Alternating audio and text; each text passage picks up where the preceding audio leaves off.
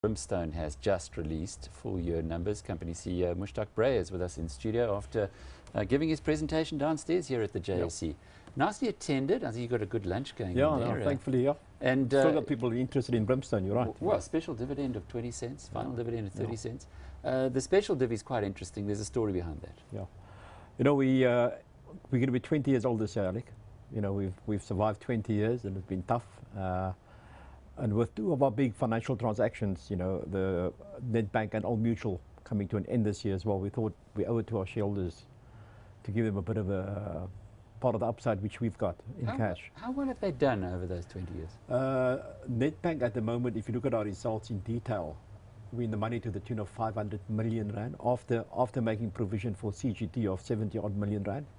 And Old Mutual about 200 million rand, so it's decent money at 700 million rand. Fabulous, yeah, absolutely. Hope you get the same result from Grindrod, because there's a bit of a, at the moment, a little concern. The dry bulk operators around the world are going out of business at a rate of knots. You've made a big stake, big investment. Look, we're quite comfortable with that. You know, it's gone down a bit. We've taken about 95 million rand right down at year end, and since then the price has gone down further. So yeah, it's costing us a bit of money, but we quite happy in the long term that it's going to turn around and be a good share. We've got good partners in there. Don't forget Rembrandt is a partner there as well. So can't get better. They will look after us as well. But not so good, the line of Africa. Now that is your own 100%. Absolutely, it's been insurance company. If you ask me one big disappointment of the 2014 financial statements, it's going to be our loss. But what we did, Alec, we've gone in there now. We're busy reviewing the business. We've got some additional people in there. Our CEO is taking early retirement as well. It's announced his retirement today. So we're going to fix it up. But we've taken all the medicine. We've written it down to just under 20 million rand in our books from 190 million rand effectively. So we've taken a knock of 170 million rand in our results. But we're going to build it up again. Losing 180 million in a year. It's got to be analysed properly. It's not just a straight 180. What we've done as well, being conservative at Brimstone, we've reversed part of the deferred tax asset and that type of thing as well. We've just taken a conservative view. And there were adjustments to the reinsurance debtors, right? There were some adjustments which related to prior years that goes back to a few years. We've just cleaned it all up. When we saw there were issues, we just went in there and cleaned it all up now. You remember Jack Welsh, the great manager from General Electric. He said when you had a problem company, you had three options. You sell it, you fix it, or you close it. Did you ever consider closing Line of Africa? No, we didn't think of closing Line of Africa. You know, we've got 140 odd staff which we employ there. We've got thousands of policies out there as well, policy holders, and it wouldn't be an easy decision. So that's not an option. That's not an option. You either got to fix or sell. We're fixing it at the moment. That's the option we want to look at. Did you look at selling? No, we haven't. You know, in terms of when we bought out Santam years ago, we were restricted until 1st of August last year. We couldn't speak to any other big insurer.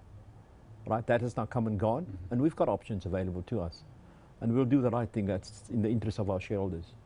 So, outside of the Grindrod shares that went down and the problems that you're having with Line of Africa, the rest of the business seems to be going pretty nicely. Absolutely. You know, we've had a good write-up this year again in Tiger Brands. We went up by about 150, 160 million rand. Our Nedbank shares did well. Our Mutual did well. Overall, yeah, we're very, very happy. And the fishing companies, Oceana, it's, you know. Because that's your big one, really. And you know, and it's quite interesting. Oceana goes back to, it was our first investment in Brimstone. It goes back to 1995. We started with a small percentage. And that time we paid R2.62 per share. Oceana is now trading at more than 100 rand, and the dividend now exceeds what we paid for our initial lot of shares. So 20 years ago, with the guys that, remember, you knocked on doors and said, absolutely, come to us, come as a community investment. How have they done? They've done very, very well. You know, we did a calculation in office last week. People who put in and bought 5,000 shares was with us right at the beginning at R1.25 a share.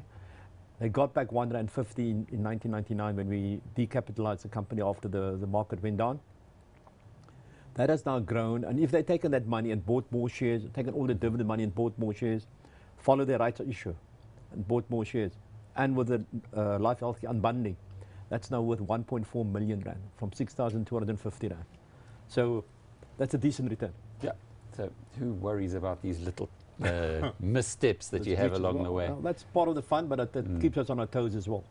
Mustaq, thank you. And I'm sure your shareholders are very happy to know that story as well. Mustaq Brey is the Chief Executive of Brimstone.